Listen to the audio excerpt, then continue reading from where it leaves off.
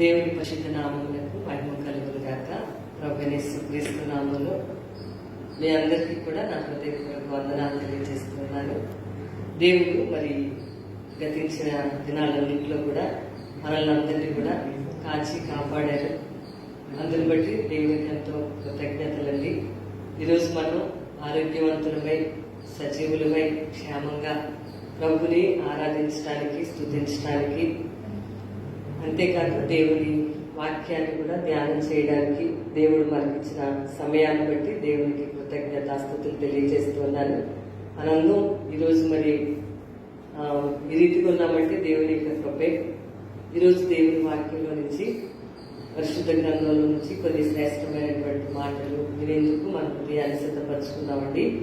దేవుడే మరి వాక్యము అంటే దేవుడే కాబట్టి వాక్యము మనం ధ్యానిస్తున్నాము అంటే దేవుడు మనతో ఉన్నారు అనే విషయాన్ని మనం జాగ్రత్తగా మనసులో పెట్టుకుని దేవుని వాక్యాన్ని చూద్దాం.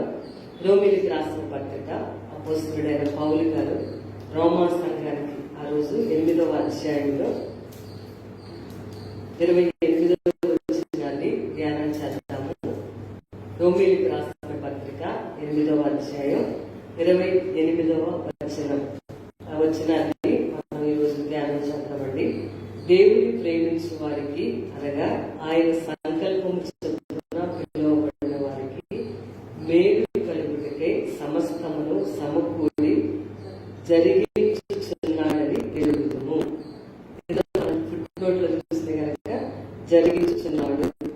దేవుడు సమస్తమును సమకూర్చి జరిగించుచున్నాడని రాస్తుంది. అంటే ఎవరైతే మాట అర్థమైందంటే మనం గుర్తుపెట్టుకోవాలి. వాగ్దానం ఏంటి అసలు ఈ విషయం చాలాసార్లు ఎక్కువగా ఈ వాక్యాన్ని మనం గుర్తు చేస్తున్నాం. ఎక్కువగా ఈ వాక్యము క్రైస్తవులకి ఏంటంటే తెలియని వాళ్ళకి ఎవరు ఉండదు. ఎందుకంటే చాలా బలమైనటువంటి విశ్వాసాన్ని ఇచ్చే వాక్యం వాడు. ఏంటి ఈ వాక్యంలో ఉన్న విషయం ఏంటంటే దేవుణ్ణి మనం ప్రేమిస్తే కనుక ఏం జరుగుతుందంటే మన జీవితంలో జరుగుతున్న విషయాలన్నీ కూడా సమకూర్చి దేవుడు జరిగిస్తున్నాడు అని అర్థం. ఏ ఏ విషయాలు? శ్రమ అనే విషయమైనా, బాధ అనే విషయమైనా, హింస అనే విషయం వచ్చిన, కరువు అనే విషయమైన, వస్త్రహీనతైన, ఉపద్రవమైన, ఖడ్గమైన, సంతోషమైన, ఆనందమైన, ఇన్ని విషయాలన్నింటినీ కూడా సమకూర్చి దేవుడు మన జీవితాల్లో క్షేమకరంగా జరిగిస్తూ ఉన్నాడని ఈ వాక్యానికి అర్థం. ఎవరికి ఈ వాగ్దానం ఇవ్వబడిందంటే దేవుడిని ఎవరైతే ప్రేమిస్తారో వాళ్ళకి ఈ వాగ్దానం ఇవ్వబడింది. చాలాసార్లు మనం వింటానే ఉంటాం ఈ వాక్యం. చాలా ఎంత ఎక్కువగా ధ్యానిస్తే ఈ వాక్యంలో చాలా అద్భుతమైనటువంటి రాసు. ఈ వాగ్దానం అంటే క్షేమము, సుఖము, సౌఖ్యము, ఆనందం, వస్త్రహీనత, శ్రమ, బాధ, ఇబ్బందులు, కరువులు, ఉపద్రవాలు, ఇవన్నీ కూడా అనారోగ్యం, ఇవన్నిటినీ కూడా దేవుడు సమకూర్చి మేలు జరిగేటట్లుగా మానవుడికి చేస్తాడు. ఏ మనిషికి దేవుడు చేస్తాడంటే దేవుడిని ప్రేమించే వాళ్ళకి దేవుడు అలా చేస్తాడని వాగ్దానం చేశాడు. దేవుని ప్రేమించుట అనే మాట గురించి ఒక మాట నేను మీకు బైబిల్లో చూపిస్తాను. అపోస్తలుడైనటువంటి యోహాను రాసిన పత్రిక 1వ పత్రిక. ఎవరు ప్రభుని ప్రేమించేవారు? మరి ప్రభుని ప్రేమించేవారు వాక్యానుసారంగా అసలు ఎవరు? వాక్యము ఎవరిని ప్రభుని ప్రేమించేవారని చెప్పబడింది వాక్యం ప్రకారం. చాలా మంది ప్రభుని ప్రేమిస్తున్నాము అని మనం మాట్లాడుకుంటూ ఉంటాం. కానీ దైవ వాక్యం ప్రకారం ప్రభుని ఎవరు ప్రేమించారు? ఎందుకంటే ఈరోజు ప్రసంగంలో దేవుని ప్రేమించే వాళ్ళంటే ఇన్ని రకాల పరిస్థితులన్నింటినీ కూడా సమకూర్చి మేలుగా దేవుడు మారుస్తాడు అని ఈరోజు వాగ్దానం. ప్రభుని ప్రేమించేవాడు మామూలుగా మాకు ప్రేమ అని చెప్పేవాడు మాత్రమే కాదు, కానీ యోహాను రాసినటువంటి 1వ పత్రికలో 2వ అధ్యాయంలో 5వ వచనంలో రాస్తుందండి. ప్రభుని ప్రేమించేవాడు ఎవరంటే ఆయన వాక్యము ఎవడు గైకొనునో వారిలో దేవుని ప్రేమ నిజముగా పరిపూర్ణము అయ్యెను. సో ఇప్పుడు దేవుడిని ప్రేమించడం అంటే పిల్లలు పెద్దలు చాలా మంది యేసు ప్రభు అంటే ఇష్టమని, లేకపోతే ఆరాధనకి మనం వస్తూ ఉంటాం, దేవుని స్తుతిస్తూ ఉంటాం, అన్ని కూడా మంచివి. అయితే నిజంగా దేవుడి దృష్టిలో, ప్రభు దృష్టిలో ఎవరు నిజంగా ప్రభుని ప్రేమించిన వారు? మనకి ఎప్పుడైనా సరే ఒక విషయం దైవ దృష్టితో చూస్తాం మనం, అంటే వాక్యపు కోణంలో చూడాలి. మామూలుగా మాకు ఇష్టము అనే మాటను బట్టి కాకుండా వాక్యపు కోణంలో మనం కనుక చూసినట్లయితే ఎవరంట ప్రభుని ప్రేమించేవారు? దేవుని ఎవరైతే ఆయన ఆజ్ఞలను గైకొందురో వారు దేవుని ప్రేమను కలిగిన వారని వాక్యంలో రాసు. సో ఇప్పుడు ఆజ్ఞలను పాటించేవారే దేవుణ్ణి ప్రేమించేవాడు. యోహాను రాసిన పత్రికల్లోనూ రాశాడు ఆయన అన్నమాట. యోహాను సువార్తలో కూడా ఆయన రాశాడు. యోహాను సువార్త 14వ అధ్యాయంలో 15వ వచనంలో ఏం రాసిందంటే, మీరు నన్ను ప్రేమించిన ఎడల నా ఆజ్ఞలను గైకొందురు. ఎందుకంటే ఈ ప్రామిస్ దైవుని ప్రేమించిన వాళ్ళకి కాబట్టి, ప్రభువుని ప్రేమించిన వాళ్ళంటే ఎవరండి అని బైబిల్లో వెతికితే పరిశుద్ధాత్మ దేవుడు ఏం చెప్తాడంటే, దేవుడిచ్చిన ఆజ్ఞలను ఎవరైతే గైకొని జీవిస్తారో వాళ్ళే దేవుని ప్రేమించిన వాళ్ళు. ఈ రోజు ప్రసంగంలో కూడా వాళ్ళకి జరిగే మేలు గురించి ఈరోజు మనం మాట్లాడుకోబోతున్నాం. ఇంకా నన్ను ప్రేమించిన వాడు నా ఆజ్ఞలను గైకొంటాడని యోహాను సువార్తలో యోహాన్ గారే మళ్ళీ చెప్పారు 14:15. 14:23లో కూడా ఒకడు నన్ను ప్రేమించిన నా మాట గైకొనును, అప్పుడు నా తండ్రి వారిని ప్రేమించును, మేము వారి యొద్దకు వచ్చి వారి యొద్ద నివాసము చేస్తాం.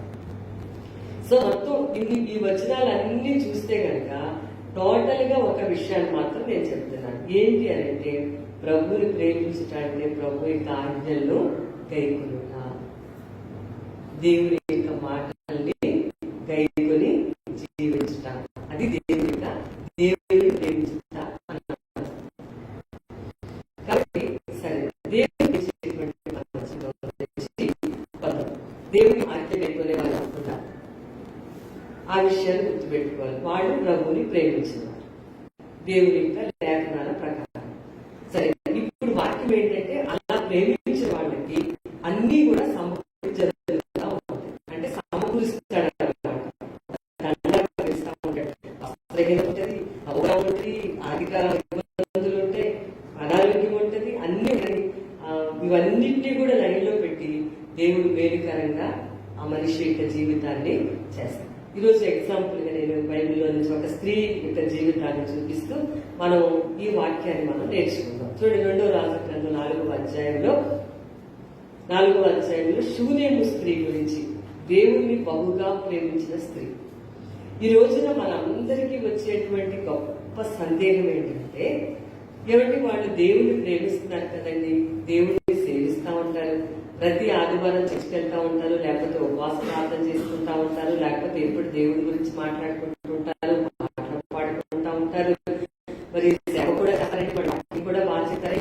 అయినా మరి వాళ్ళింట్లో ఎందుకంటే ఎలా జరిగింది, వీళ్ళింట్లో ఎందుకంటే ఎలా జరిగింది, వాళ్ళు చాలా ఇలా చేస్తారు అలా చేస్తారు అనుకుంటాం. అసలు ప్రేమించడం అంటే ఆయన చెప్పిన మాటల ప్రకారం జీవించడం, దేవుడు ప్రేమించడం అనే మాటకు అర్థం. సో వాళ్ళకి జరుగుతుంది అనమాట. కాబట్టి మనం మొదటిగా ప్రభువుని ప్రేమించేటువంటి ఆజ్ఞల్ని గైకొనే వారంగా ఉండాలి. ఒక స్త్రీని మనం చూస్తాం, దేవుని ప్రేమించే వాళ్ళ జీవితంలో కూడా మరణం ఉంటుంది, దుఃఖం ఉంటుంది, అనారోగ్యం ఉంటుంది, అప్పుల బాధలు ఉంటాయి, ఆర్థిక సమస్యలు ఉంటాయి. బైబిల్లో 34 ఏం రాస్తుందంటే, నీతిమంతునికి కలుగు ఆపదలు అనేకములు అయినను దేవుడు వాటి అన్నిటి నుంచి ఆ మనిషిని తప్పించు అని రాశారు. నీతిమంతునికి ప్రసంగిలో ఏమని రాసిందంటే, మనకి కూడా అందరికీ జరిగినట్టే జరుగుతుందని రాస్తుంది. అందరికీ వచ్చినట్టే ఉపద్రవాలు వస్తూ ఉంటాయి, ఏ ఆర్థిక సమస్యలు వస్తూ ఉంటాయి, చాలా చాలా రకరకాల ఇబ్బందులు కలుగుతూ ఉంటాయి. ఈరోజు మనం నేర్చుకోవాల్సిన చాలా ముఖ్యమైన పాఠం, అయినా సరే నీతిమంతులకు కలిగే ఆపదలు అనేకములు ఉంటాయి, కానీ వాటన్నింటినీ కూడా దేవుడు మన జీవితాల్లో మేలుకరంగా మారుస్తాడు అనేది ఈరోజు మన యొక్క ప్రసంగం. షూనేము స్త్రీ గురించి 5 మాటలు మనం నేర్చుకున్నాం. ఈమె దేవుడిని చాలా బాగా ప్రేమించిన స్త్రీ కదా, మన అందరికీ తెలుసు. రెండో గ్రంథం 4వ అధ్యాయం 8వ వచనం నుంచి ఆమె హిస్టరీ రాశారు. షూనేము అనేది ఒక పట్టణం అండి. షూనేము అనేది ఒక పట్టణం. ఇది ఎక్కడ ఉంది అని అంటే కనుక ఈ షోమ్రోను అంటే సమరయ పట్టణానికి మధ్యలో ఉన్నటువంటి సిటీ. అందులో షోమ్రోను అనేది ఏంటంటే ఇస్రాయేలీల క్యాపిటల్. ఇస్రాయేల్ ప్రజల యొక్క ముఖ్య పట్టణం ఏంటంటే షోమ్రోను అంటే సమరయ అనేది. ఆ క్యాపిటల్ కి కర్మేలు అనే పర్వతానికి మధ్యలో ఈ ఊరు ఉందన్నమాట. యాక్చువల్ గా ఈ ఊరు గురించి రాగానే మనకి కొంతమంది జ్ఞాపకంలోకి వస్తారు. ఫస్ట్ గుర్తొచ్చేది ఈవిడి. ఎందుకంటే ఈవిడి పేరు రాయలా.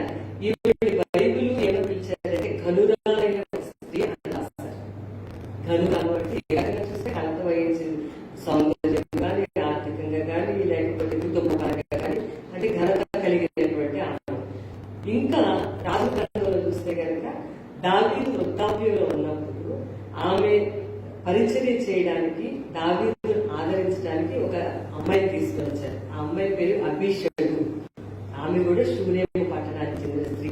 వాళ్ళు ఆ రోజు ఏం చేశారంటే దావీదుకి చివరి దినాలలో వృద్ధాప్యంలో వచ్చినప్పుడు దావీదుకి పరిచర్య చేసి పెట్టడం వరకు మొత్తం దేశం అంతా కూడా వెతికారన్నమాట. ఎక్కడ దొరికింది అంటే ఆమె షూనేము పట్టణంలోనే దొరికింది. షూనేమీయులు ఆత్మ సంబంధమైన సౌందర్యం ఉంది. షూనేమీయులు ఆతిథ్యం చేసేవారు. షూనేమీయులు కనులు.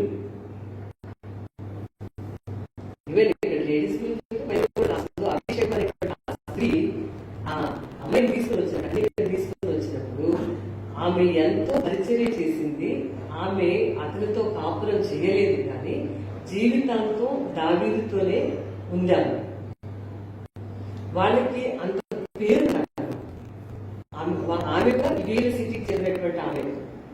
సో మొత్తానికి షూనేమీయులు సౌందర్యవంతులు, ఆత్మ సంబంధమైన సౌందర్యవంతులు. ఎందుకంటే అందం కోసం సౌందర్యమే అర్థం. యెహోవా యందు భయభక్తులైన వారు కొనియాడబడుతున్న రాసు. కాబట్టి వాళ్ళు ఘనులైన వారు, ఆత్మ సంబంధమైన సౌందర్యవంతులు, ఆతిథ్యం చేసేవారు. ఈ పేర్లన్నీ కూడా షూనేము పట్టణంలో ఉన్న స్త్రీలకు ఈ పేర్లు పెట్టబడ్డాయి. ఇంకా ఈరోజు మనం ధ్యానం చేసే స్త్రీ ఎక్కువగా దేవుడిని ప్రేమించిన స్త్రీ. బాగా వినండి, మనం ఇప్పుడు ఏం మాట్లాడుకుంటాం, ఎక్కువగా ఈ టాపిక్ ఇప్పుడు వస్తా ఉన్నాం. వాళ్ళు దేవుని అంటే ఇష్టమే కదండి వాళ్ళకి. వాళ్ళు చాలా ప్రార్థనలు చేస్తారు, లేకపోతే అంత గొప్ప దేవుని సేవకులు, మరి దేవుని ఇంకా మరి సన్నిధి అంటే వాళ్ళు ఇట్లా మనం మాట్లాడుకుంటాం. రెండు జరుగుతూ ఉంటుంది. అయితే ఏంటి, నీతిమంతుడికి అనేక ఆపదలు కలుగుతాయి, కానీ వాటన్నింటినీ కూడా దేవుడు మేలుకరంగా మారుస్తాడు. వాటన్నింటిలో నుంచి దేవుడు మనల్ని బయట తీసుకొని వస్తాడు. మధ్యలో దేవుడు మనల్ని అర్ధంతరంగా విడిచిపెట్టాడు. ఎందుకనంటే షూనేమీయుల గురించి మనందరికీ బాగా తెలుసు. నేను 5 పాయింట్లు చెప్తాను. ఒకటి, షూనేము స్త్రీకి పిల్లలు లేరు. దేవుడు ప్రేమించిన స్త్రీ కదా. ఎంత ప్రేమించిందంటే ఒక స్పెషల్ రూము, ఒక స్టూల్, ఒక టేబుల్, ఒక క్యాండిల్ స్టిక్ అనమాట, క్యాండిల్ పెట్టుకునే దీపస్తంభం, ఇవన్నీ కూడా దైవజనుడికి ఏర్పాటు చేసిందంటే, దేవుడి సేవకుడికి ఏర్పాటు చేసిందంటే అర్థం ఏంటంటే ఆమె దేవుడిని ఎక్కువగా ప్రేమిస్తుందని అర్థం. ఆమె చేసిన పనులను బట్టి, ఆమె చేసిన క్రియలను బట్టి, ఆమె తన భర్తతో మాట్లాడిన మాటలను బట్టి మనకు అర్థమైన విషయం, మనం ఎప్పుడూ చెప్పుకునే విషయమే, ఈమె దేవుడిని ఎంతో గొప్పగా ప్రేమించిన స్త్రీ. అవునా కదా? ఖచ్చితంగా ఈమె ప్రభువుని ప్రేమించింది కాబట్టి దేవుని సేవకుడిని అలా చేసుకుంది. చక్కగా ఒక గది కట్టి ఆయన వచ్చినప్పుడు ఆయన ఏం చెప్పింది, మీరు వచ్చినప్పుడల్లా తప్పనిసరిగా మా ఇంటికి ఆతిథ్యానికి రావాలని చెప్పింది. భర్తతో చెప్పింది, ఆయన భక్తి గల దేవుని సేవకుడు అని చెప్పింది. అప్పుడు ఆ భర్త కూడా ఒప్పుకోవడం వలన ఆయన భక్తి ఏంటో భర్త కూడా చూశాడు. మరి ఈ ఘనురాలు వివేకవంతురాలు అన్నమాట. ఈమె ప్రభుని ఎంతో ప్రేమించినటువంటి. అయితే ఈమె జీవితంలో కూడా ఏమున్నాయో నేను చెప్తాను. పిల్లలు లేవు, గొడ్రాలు తనం అనేది ఉంది జీవితంలో. నెంబర్ 2 ఇంకా ఏముందంటే ఆ ఇంట్లో నెంబర్ 3, ఇంకా ఇంట్లో ఏముందంటే కరువు వచ్చింది. కరువు ఉంది, ఆ ఇంట్లోనే కరువు ఉంది. చాలా దేవుడిని ఎక్కువగా ప్రేమించిన, క్రియల చేత ప్రేమించిన ఆ కుటుంబంలో కరువు ఉంది. వాక్య ప్రకారం మరి క్రియల చేత ప్రేమించిన ఆమె కుటుంబంలో దేశ విడిచి వెళ్ళిపోవాల్సిన పరిస్థితి వచ్చింది. మళ్ళీ ఆ విడిచి వెళ్ళిపోయిన తర్వాత మళ్ళీ తిరిగి మళ్ళీ కొన్ని సంవత్సరాలకి 7 సంవత్సరాలకి మళ్ళీ తిరిగి వచ్చింది. అంటే ఒక ప్రశాంతమైనటువంటి జీవితం ఇక్కడ మనకి కనిపించదు. ఒక దగ్గర సెటిల్ అయినట్టుగా మనం ఈమెను చూడలేదు. ఎందుకంటే ఈరోజు మనం ఈ పాఠాలు నేర్చుకోవాలి. ప్రభువుని చాలా ప్రేమించింది ఆ ఇంట్లో, ప్రభువుని ప్రేమించిన ఆ కుటుంబంలో మనం ఎక్కువగా ఇలా పొరపాటు పడతాం. నేను చాలా ప్రార్థన చేస్తున్నాను కదా, లేకపోతే ఎక్కువ నేను ఇలా చేస్తా ఉంటాను, ఎక్కువ దేవుని వాక్యం చదువుకుంటాను, ఎక్కువ ప్రార్థన చేసుకుంటా ఉంటాను, అందరూ కబుర్లు ఆడుకుంటా ఉంటారు, అందరూ దేవుడు అంటే ఇష్టపడదు, నేను ఎక్కువగా సేవిస్తాను, చాలా ప్రేమిస్తాను, దేవుడు అంటే నాకు ఇష్టపడదు. మనందరికంటే శూన్యం మీరాలకు దేవుడు అంటే చాలా ప్రేమ. దేవుని ఎలా చెప్పాను, అవి చేసి పనులు పెడుతూ మనమేమో మామూలుగా మాటలతో అనుకుంటా ఉంటాం, దేవుడు అంటే మాకు చాలా ప్రేమ, ప్రార్థన చేస్తాం. ఆమె క్రియలను చేసి భక్తిని నిరూపించుకున్నారు. ఆ ఇంట్లో కూడా దేవుని ప్రేమించిన ఆ ఇంట్లో కూడా ఏమన్నా చెప్పారు, గొడ్రాలితనం ఉంది, ఆ ఇంట్లో మరణం ఉంది, ఆ ఇంట్లో కరువు ఉంది, ఆ ఇంట్లో దేశం విడిచి వెళ్ళిపోవాల్సినటువంటి పరిస్థితులు వచ్చాయి, ఆ ఇంట్లో మరలా తన సొంత దేశానికి రావాల్సిన పరిస్థితులు కూడా వచ్చాయి. అయితే ఇవన్నీ కూడా ఇవి దేవుని ప్రేమించినటువంటి ఆమె. నీతిమంతులకి అనేక ఆపదలు కూడా వస్తా ఉంటాయి, కానీ వీటన్నింటినీ కూడా ఒక సమకూర్చి దేవుడు అన్నింటినీ మేలుగా చేస్తాడు. ఈమె కూడా ఏ విషయంలో కూడా పక్కకి తప్పుకోలేదు. ఎంత వచ్చింది జీవితంలో, అయినా సరే ఒక్క విషయంలో కూడా పక్కకి తప్పుకోకుండా ఆమె స్టాండ్ అయి ఉన్నారు. ఆమె ఘనురాలు, నీతిమంతురాలు, వివేకవంతురాలు. నెంబర్ 1 ఫస్ట్ ఏంటంటే గొడ్రాలు తనముంది ఆ ఇంట్లో, దేవుడు బాగా ప్రేమించిన ఇంట్లో, దేవుడు అంటే చాలా ఇష్టంగా ఉన్న ఆ ఇంట్లో, దేవుడి మీద ప్రేమతో గొప్ప కార్యాలు చేసిన ఆ ఇంట్లో నెంబర్ 1 ఏం కనిపిస్తుందంటే గొడ్రాలితనం అనేది కనిపిస్తుంది. మనం కూడా సమాజంలో చాలాసార్లు మామూలుగా సహజంగా మాట్లాడుకుంటాం, మరి దేవుడు ప్రేమిస్తారు కదండి, వాళ్ళకి ఏంటంటే అలాగే జరిగింది, ఎట్లా జరిగిందని వాళ్ళకి ఏదో ఒకటి మనం మాట్లాడుకుంటాం. కానీ అన్ని మేలుకరంగానే దేవుడు మారుస్తాడు, మనం కరెక్ట్ గా స్టాండ్ అయి ఉంటే. పిల్లలు అనేది లేదు. ఇంకొక పాయింట్ ఏంటంటే భర్త వృద్ధాప్యంలో ఉన్నాడు. ఇక్కడ రాసింది స్పెసిఫిక్ గా మాటలు నేను చదివించట్లేదు, కానీ మరి 10వ వచనం చూద్దాం ఒకసారి. 4:10 కావున మన అతనికి గోడ మీద ఒక చిన్న గది కట్టించి అందులో అతనికి మంచము, బెడ్, బల్ల, టేబుల్, పీట అంటే స్టూలు, దీపస్తంభం అంటే క్యాండిల్ స్టిక్, ఇవన్నీ కూడా ఏర్పాటు చేసి అందులోనే బస్ చేయమని చెప్పి. అంటే ఎంత ఎక్కువగా దేవుని ప్రేమించిన ఇంట్లో నెంబర్ 1 ఉన్నది ఏంటంటే గొడ్రాలితనము ఉన్నది. 14వ వచనం, ఎలీషా ఆమె నేనేమి చేయకూడదని వారిని అడగగా గెహజీ ఆమె కుమారుడు లేడు, మరియు ఆమె పెనిమిటి ముసలివాడని అతనితో చెప్పాను. అంటే అర్థమేంటి, ఇంకెప్పటికీ కూడా ఆమెకు గర్భఫలం అనేది రావడానికి అవకాశమే లేనటువంటి ఘోరమైనటువంటి పరిస్థితి. అంటే గొడ్రాలితనం ఉంది ఆయనలో. అసలు అది ఎంత భయంకరమో సమూయేలు గ్రంథం చదివితే మనకు అర్థమైపోయింది కదా. ఫస్ట్ శామ్యూయేలు ఏంటంటే హన్నా అనే ఆమెకి పిల్లలు లేకపోవడం చేత నిందలు అన్నమాట, నిందలు పడతాం, అపహాస్యం, ఇవి చాలా పిల్లలు లేకపోవడం చేత హన్నా పిరిగిన చేతిలో నిందలు పడతాం. తర్వాత ఎగతాళి, అపహాస్యం చేసి ఎగతాళి చేస్తా ఉంది. అందుకే చెప్పి షీలో దేవాలయంలోకి వచ్చింది అన్న. గొడ్రాలితనం అనేది ఎంతో భయంకరమైన పరిస్థితి. ప్రభువు నమ్మిన జీవితాల్లో కూడా మనం ఒకటి గుర్తుపెట్టుకోవాలి, శరీర సంబంధమైన గొడ్రాలితనం కంటే ఆత్మ సంబంధమైన గొడ్రాలితనం చాలా చాలా భయంకరం. అందుకే మనం ఆత్మను రక్షించే వారంగా ఉండాలి. సో అన్న గొడ్రాలితనం చేత షీలో దేవాలయంలోకి వచ్చి ప్రార్థన చేస్తా ఉందన్నమాట. అలా ప్రార్థన చేస్తా ఉంటే ఏమని ప్రార్థన చేసిందంటే, ముందు నాకు ఒక కుమారుని ఇవ్వు అనుకుంటా ప్రార్థన చేస్తాను. షీలోకి వచ్చాక షీలోలో అసలు తన అవసరం కంటే దేవునికే ఎక్కువ అవసరం అవుతుందని గుర్తించింది. ఎందుకంటే షీలోగులో ఉన్న యాజకుడి ఉన్న ఏలి వాళ్ళ పిల్లలు భయంకరమైనటువంటి దౌర్భాగ్య పరిస్థితిలో ఉన్నారు. కాబట్టి కొడుకు పుట్టడం కంటే కూడా, నాకు పుట్టిన కొడుకు కంటే కూడా నా దేవుని ఆలయానికి ఒక మంచి యాజకుడు ఉండాలి. తన అవసరంతో కొంత ఏడ్చి ఏడ్చి ఏడ్చి ప్రార్థన చేసింది. కొంతసేపు అయ్యాక షీలోగులో చూస్తే ఆ యాజకుడిని, ఆ పిల్లల్ని చూస్తే తన అవసరతను పక్కకు పెట్టి దేవుని అవసరత తీర్చడానికి ముందుకు వచ్చింది అన్న. ఈరోజు మనం కూడా యేసుప్రభు దగ్గరకు వచ్చినప్పుడు మన సొంత అవసరతలు కొరకు వస్తాము. తర్వాత దేవుని అవసరత మన అవసరతలాగా మార్చబడాలి. అబ్రహాం లింకన్ గారి గురించి, అమెరికా ప్రెసిడెంట్ గారు అబ్రహాం లింకన్ గారి గురించి ఎక్కువ చాలా విషయాలు చెప్తా ఉంటారు. నేను మధ్యలో విన్న ఒక విషయం ఏంటంటే, చాలా ఎక్కువ సేపు అబ్రహాం లింకన్ గారు బైబిల్ చదువుతా ఉండేవారు. వైట్ హౌస్ లో ఎప్పుడు చూసిన లైట్లు వెలుగుతా ఉండేది. అక్కడ ఉన్నటువంటి వాళ్ళని, సెక్యూరిటీని అడిగితే ఆయన ఎప్పుడు పడుకుంటాడో తెలియదు, ఆయన రాత్రంతా చాలాసేపు బైబిల్ చదువుతా ఉంటాడని చెప్పేవారు.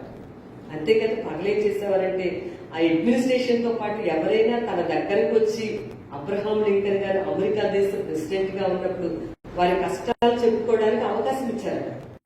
ఇలా ప్రజలు లైన్లు కట్టి వారు తీరిపోయేవారు ప్రజలు. ఏంటంటే ప్రెసిడెంట్ గారి దగ్గరికి వచ్చే అవకాశాన్ని ఆ రోజుల్లో కల్పించినప్పుడు వైట్ హౌస్ లో పెద్ద పెద్ద లైన్లు ఉండేయండి ఎదురుకుండా. అందరినీ ఒక్కొక్కరిని పిలిచి ఏం కావాలి అని అడిగి అలా చెప్పి చేస్తా వాళ్ళ అవసరం తీరుస్తూ ఉండేవారంట అబ్రహాం లింకన్ గారు. ఒక రోజున అట్లాగే చాలా మంది లైన్లో వచ్చింటే ఆ లైన్లో చివరికి ఒక పెద్ద ఆవిడ నిలబడి ఉన్నారు. మొత్తానికి ఒకళ్ళు వస్తున్నారు, వాళ్ళ యొక్క విషయాలు చెప్తున్నారు అనమాట. ఏంటంటే, ఏం కావాలి నీకు, ఏ అవసరత కొరకు వచ్చావమ్మా బాబు, నువ్వు ఎవరికి ఏం కావాలని చెప్పి అడుగుతూ ఉంటే చాలా లేట్ అయిపోయిందంట ఆ రోజు. అయితే ఒక పెద్ద ఆమె లాస్ట్ లో లైన్ లో ఉండిపోయింది. ఆయన ఎలాగైనా ఆమె కూడా పలకరించే పంపించాలని చెప్పి చివరికి ఆమె వచ్చారు. వచ్చినప్పుడు ఆయన అడిగారంట లింకన్ గారు, అమ్మా మరి ఉదయం నుంచి చూస్తున్నాను, నేను చాలాసేపటి నుంచి నిలబడి ఉన్నావు, అయినప్పటికీ కూడా నువ్వు నిలబడి ఉన్నావు అని చెప్పి నీకోసం వెయిట్ చేస్తాను నేను. ఇప్పుడు చెప్పు, నీకేం కావాలి, ఈ ఇబ్బంది ఏంటి, నీ అవసరం ఏంటి చెప్పండి. అప్పుడు అబ్రహాం లింకన్ గారు ఆ స్త్రీ చెప్పిందట, అయ్యా నాకైతే ఏ ఇబ్బందులు లేవు, నాకు ఏ కష్టం గురించి చెప్పడానికి నేను మీ దగ్గరికి రాలేదు. అయితే నేను ఎందుకు వచ్చానంటే, మీకు ఫలానా బిస్కెట్లు అంటే చాలా ఇష్టం కదా, ఆ బిస్కెట్ చేసుకుని వచ్చాను, ఇవి మీకు ఇద్దామని చెప్పి మీకు ఇష్టమని నేను తెలుసుకున్నాను, అందుకని నేను ఆ బిస్కెట్ ఇవ్వడానికి మీ దగ్గరకు వచ్చానని చెప్పినప్పుడు ఆయన కళ్ళమ్మటి పెట్టుకున్నారు. అందరూ కూడా ఏం చేస్తున్నారంటే, ప్రభా ఆ ప్రెసిడెంట్ గారు లింకన్ గారిని మాకు ఇది అవసరం అది అవసరం అని చెప్తున్నారు కానీ ఈమె అతని అవసరం అంటే అతనికి ఏమి ఇష్టమో అది గ్రహించి తెలుసుకుని దాన్ని ఈమె చేసింది. రోజు అన్నానగా మన పరిస్థితులు కూడా ఎలా ఉండాలంటే, మన అవసరతలు కాదు, మనం చివరికి మన అవసరతల కొరకు వచ్చిన మనం చివరికి మనం ఎలా తయారవ్వాలంటే దేవుని అవసరం తీర్చేవారంగా ఉండాలి. అలా మన యొక్క ఆత్మీయ జీవితం అలా మారాలన్నమాట. అవును, గొడ్రాలితనము, దేవుని ప్రేమించిన ఇంట్లోనే గొడ్రాలితనం. అన్నాకు కూడా దేవుడి అంటే ఎంతో ప్రేమ, అందుకే శీలోకంలోకి వచ్చి అంత ప్రార్థన చేసింది, దేవాలయంలోకి వచ్చి ప్రార్థన చేసింది. ఎందుకంటే దేవుడు అంటే ఎంతో ప్రేమ, దేవుడి సన్నిధిలోకి వచ్చి ప్రార్థన చేస్తే కార్యం జరుగుతుందనే విశ్వాసం ఉంది ఆమెకి. కానీ అక్కడ పరిస్థితులు అసలు తనకేమీ కూడా బాగోలా. దేవుని యాజకత్వ పనికి అవసరం ఉందని తన కుమారుడిని సమర్పించుకుని ఆమె అక్కడి నుంచి వెళ్ళింది. ప్రారంభంలో మన జీవితాల్లో కూడా మన అవసరతల కొరకు వచ్చే మనం చివరికి మనం ఎలా మారుతూ ఉండాలంటే, నిజంగా దేవుని ప్రేమించే వారికి లక్షణం ఉంటుంది, దేవుని అవసరతలు తీర్చేవారంగా మనం ఉండాలి. దేవుని ఎంతో ప్రేమించి సూర్యుని స్త్రీ కూడా అనేది అయితే దేవుడు ఆమెను అట్లా విడిచిపెట్టేసి ఈరోజు శరీర సంబంధమైనటువంటి విషయం పనిపెట్టి ఆత్మను సంపాదించేటువంటి వారముగా ఉండాలి. ఆత్మీయ జీవితంలో గొడ్రాతనం అనేది ప్రమాదకరం. ఆత్మను మనం రక్షించాడంటే దేవుడు, ఇతరులను మనం రక్షించడం కూడా. ఆ గొడ్రాలితనం మాత్రం చాలా ప్రమాదకరం. కాబట్టి ఆ విషయంలో జాగ్రత్త పడడం. అయితే దేవుడు ప్రేమించే ఇంట్లో ఏముందంటే భయంకరమైన పిల్లలు లేరు ఇంట్లో. చూసి సంతోషించడానికి ఇంట్లో పిల్లలు పెరగడం అనేది లేదు. అయితే దేవుడు కల్పించుకుని ఆమెకి గర్భఫలాన్ని దయచేశారు. రెండవ పాయింట్ ఏంటంటే మరణం ఉన్నాయి. చెప్పండి, ఎక్కడ ఉంది మరణము? మళ్ళీ ఆమె కుమారుడు చూడండి, బైబిల్లో రాజుల 2వ గ్రంథంలో 4వ అధ్యాయంలో 18వ వచనం. కుమారుడు ఇచ్చాడు దేవుడు. తర్వాత 18వ వచనం, ఆ బిడ్డ ఎదిగిన తర్వాత ఒకనాడు కోత కోయి వారి తన తండ్రి దగ్గరకు పోయి అక్కడ ఉండగా వాడు నా తలపోయేనే అని తన తండ్రితో చెప్పాను. అతను వారిని ఎత్తుకుని తల్లి ఎద్దుకు తీసుకుని పొమ్మని పనివారిలో ఒకరికి చెప్పగా వాడు ఆ బాలుని ఎత్తుకుని వారి తల్లి ఎద్దుకు తీసుకుని పోయాను. పిల్లవాడు మధ్యాహ్నం వరకు తల్లి తొడ మీద పండుకుని ఉండి చనిపోయాను. ఉన్న ఒక్కగానొక్క కొడుకు కొన్ని సంవత్సరాల వయసు వచ్చిన తర్వాత చనిపోయాడు. ఆ ఇంట్లో మరణం ఉంది. ఏ ఇల్లు ఇది? దేవుణ్ణి ప్రేమించిన ఇల్లు కాదు ఇది. దేవుణ్ణి ప్రేమించినటువంటి ఇల్లు. మరణం ఉంది. నేను దినాన్న సిస్టర్ చెప్తున్నారు, మహబూబ్ నగర్ జిల్లాలో మరి ఆ కొడుకు లండన్లో మంచి ఉద్యోగం చేస్తూ లండన్లోనే హార్ట్ అటాక్తో చనిపోయాడు. అంత ఉన్నత చదువులు చదువుకొని లండన్లో ఉద్యోగం చేసే 30 సంవత్సరాల వయసున్నటువంటి యవనస్తుడు చనిపోతే ఆ తల్లిదండ్రులకి ఎంత దుఃఖమో చెప్పలేనంత దుఃఖం. వాళ్ళిద్దరూ దేవుని సేవకుని యొక్క కుమారుడు చనిపోయినటువంటి అబ్బాయి. తల్లిదండ్రులు ఇద్దరు దేవుని సేవ చేసేవారు. మనం చాలాసార్లు ఇట్లా జరగటం ఏంటి, అట్లా జరగటం ఏంటి అని అనుకుంటా ఉంటాం. ఇప్పుడు ఈ కరోనా కాలంలో ఈ పాయింట్లోకి వస్తే చాలా ఆలోచనలు మన హృదయంలోకి వస్తాయి. వాళ్ళు అట్లా అయిపోయారేంటి, వీళ్ళు చాలా ఇట్లా ఉండేవారు కదా, వాళ్ళకి ఏ విషయం ఎవరికి తెలియదండి. దేవుడికి మాత్రమే ఏదైనా తెలుసు.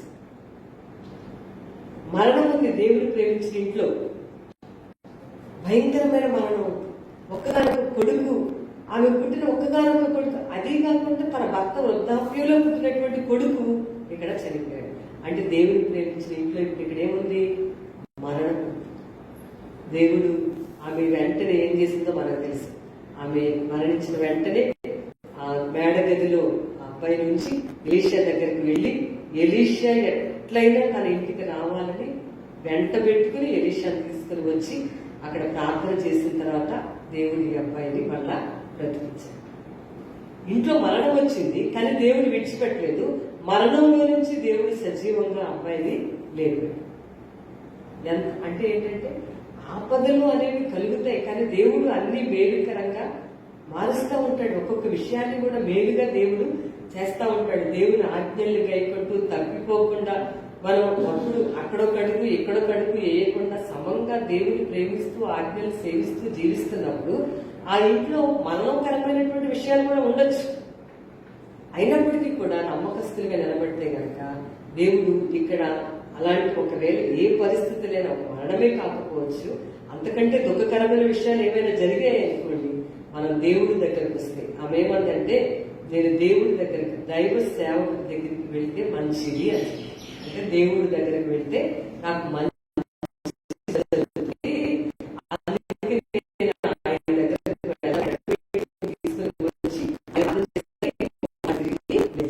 దేవుడికి ఆపదలో నుంచి తప్పించాడు.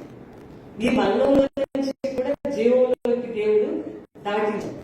కాబట్టి రోజు మన జీవితాల్లో కూడా ఇప్పుడు మన చుట్టుప్రక్కల ఉన్నటువంటి సేవకులు కొంతమంది, ఇప్పుడు ఆంధ్రప్రదేశ్ లో కొంతమంది సేవకులు వారు గుర్తుపెట్టుకోవాలి ఏంటంటే వాళ్ళ ప్రయాస భూమి మీద ముసిపోయింది.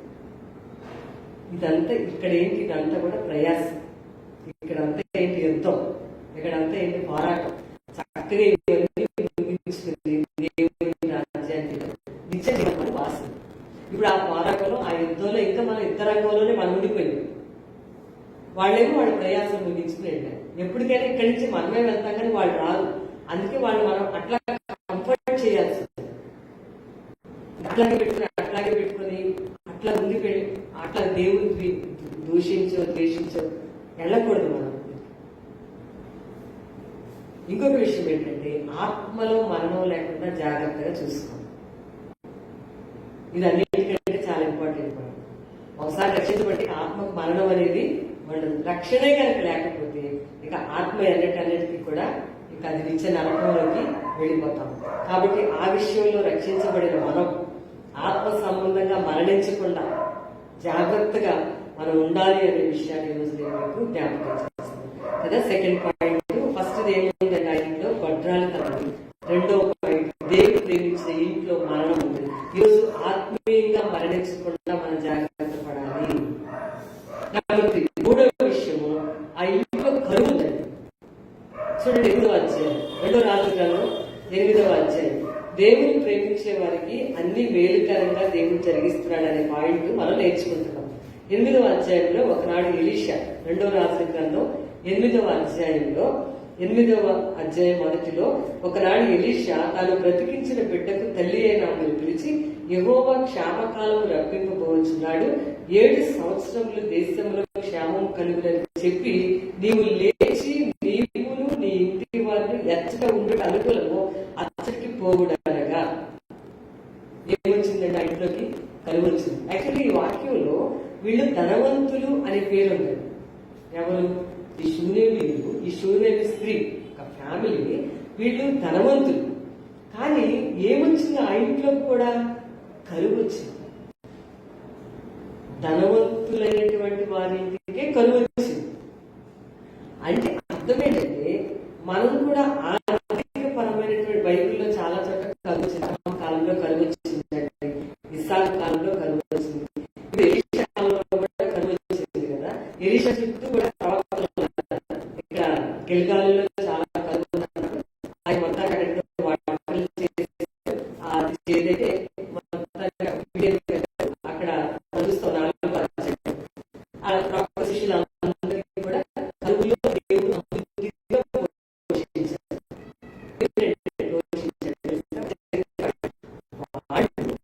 ప్రవక్తల శిష్యులు ప్రవక్త సమాజంలో ఉన్నందుకు, దేవుడిని ఉన్నందుకు కరువు సమృద్ధిలో కరువులో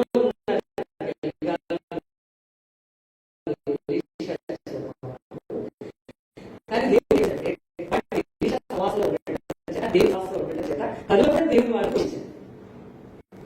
మనం ధనవంతులమే, మంచిగా బతికే వాళ్ళు. అయితే వాళ్ళకి ఆర్థికపరమైన కరువు అయినా ఎన్ని రకాల కరువులు ఉంటాయంటే ఆర్థికపరమైన కరువు ఉండొచ్చు, ప్రేమ కరువు ఉండొచ్చు, ఇంకా రకరకాల విషయాల కరువులు, అనేక రకాల వాక్యం లేని కరువు ఉండొచ్చు. వాక్యం లేని కరువు కూడా నేను చాలాసార్లు వదిలి చెప్పాను. సామెతల 4లో నీవు దేవుని మాటలని నీవు ఆలకించి నీవు చెవిని పెట్టే కనుక నీ సర్వ శరీరానికి ఆరోగ్యం వచ్చింది అని బయట రాస్తాం. మనం వాక్యం చదువుతా ఉంటే ఇది మాత్రం నిజమే, మనలో ఇమ్యూనిటీ పవర్ పెరుగుతా ఉంటుంది. ఏ మనిషి జీవితంలో ఇమ్యూనిటీ తగ్గుతూ ఉంటుందో ఆ వ్యాధి వాళ్ళలోకి వస్తూ ఉంటుంది. మన ఇమ్యూనిటీ పెరగటానికి వాక్యాన్ని మనం హృదయంలో పెట్టుకుంటా ఉంటే మనలో ఆ యొక్క రెసిస్టెన్స్ పవర్ పెరిగి మనం ఆరోగ్యవంతులు. సరే, కరువు మనకి కరువు అనగానే డబ్బులు లేని కరువు ఒకటి అంటే నిజంగా దేవుడితో మనం ఉంటే కనుక ఎలీషా కాలంలో ఎలీషా యొక్క శిష్యుల్ని దేవుడు ఎంత సమృద్ధిగా పోషించాడో దేవుని పిల్లలైన మనల్ని కూడా దేవుడు తప్పనిసరిగా పోషిస్తాడు. ఏదో ఒక రూపంలో పోషిస్తూ ఉంటాడు, ఏదో ఒకలాగా పోషిస్తూ ఉంటాడు. ఇంకా కరువు, వాక్యం లేని కరువు వచ్చే రోజులు ఉన్నాయి బైబిల్లో రాసి కదండి. ఇంకా బెత్లెహేంకి ఇప్పుడు నయోమి కాలంలో కరువు వచ్చింది. ఏం చేసిందంటే బెత్లెహేంని విడిచిపెట్టేసి మోయాబుకి వెళ్ళిపోయింది. కరువు వచ్చింది కదా అని చెప్పేసి, కష్టం వచ్చింది కదా అని చెప్పేసి దేవుడిని విడిచిపెట్టి వెళ్ళిపోకూడదు. అంతేకాదు తప్పు ద్రోహంలో కూడా తిరగకూడదు, తప్పు మార్గాల్లో ప్రయాణించకూడదు. వాళ్ళు చేసిన పొరపాటు అదే. బెత్లెహేంని వదిలేశాడు, బాగా కరువైపోయింది అని మోయాబు దేశానికి వెళ్తే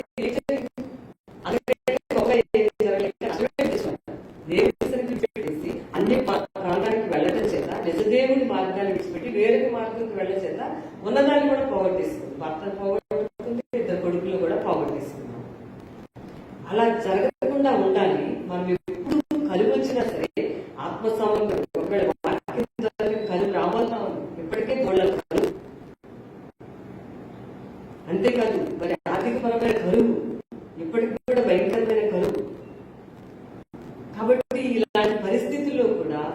దేవుడు ప్రేమించే వాళ్ళకు కూడా ఆ ఇంట్లో కూడా ఇలాంటివి ఉండొచ్చు. లేవని వాళ్ళ ఇంటికి కూడా వచ్చింది కరువు. ధనవంతులైన ఫ్యామిలీ అయినప్పటికీ కూడా ఆ ఇంట్లో కరువు వచ్చింది. సో అలాంటి పరిస్థితుల్లో మనం కూడా దేవుని యొక్క సహవాసంలో ఉండాలి, దేవుని విడిచిపెట్టకుండా ఉండాలి, దేవుని ప్రేమిస్తూనే ఉండాలి. ఈమె దేవుని ప్రేమిస్తూనే ఉందండి. అప్పుడు కూడా కరువులో కూడా దేవుడిని ప్రేమిస్తాం. దేవుని సేవ కూడా చెప్పాము. 7 సంవత్సరాలు దేశాన్ని విడిచిపెట్టి వెళ్ళిపోయేంత బాధ వచ్చింది. చూడండి, పర్మనెంట్ జాబ్స్ ఉంటాయి, కొన్ని ఎలా ఉంటాయంటే ట్రాన్స్ఫర్ జాబ్.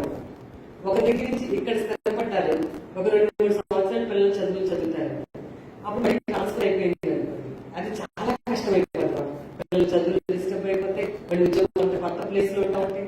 ఇక్కడి నుంచి ఈమె ఫిలిష్తీయుల దేశంలోకి వెళ్ళిపోవాల్సి వచ్చింది. దేశాన్ని ఒకటి కరువుని ఎదుర్కొంది, కరువులో దేవుని విడిచిపెట్టలేదు, దేవుని ప్రేమించి ఇంట్లో కూడా కరువు వచ్చింది.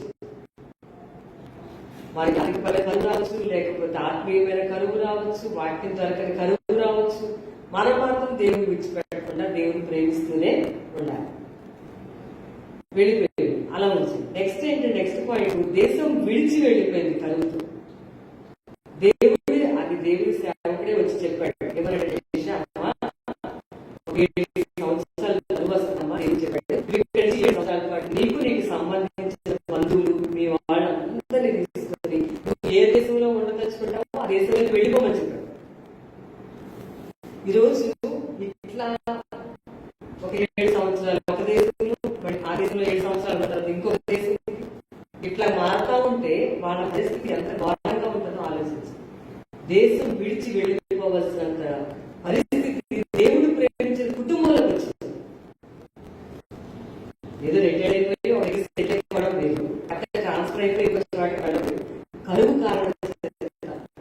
మనం ఏమనుకుంటామంటే కరువు వస్తే కానీ చెప్పిన మాట సేవకు చెప్పాడు మాట, అమ్మాయి ఇక్కడి నుంచి నువ్వు షిఫ్ట్ అయిపోవాలి, వెళ్ళిపోమని చెప్పి ఆధ్యాత్మికగా ఈమె దేశాన్ని విడిచిపెట్టి వెళ్ళిపోయింది.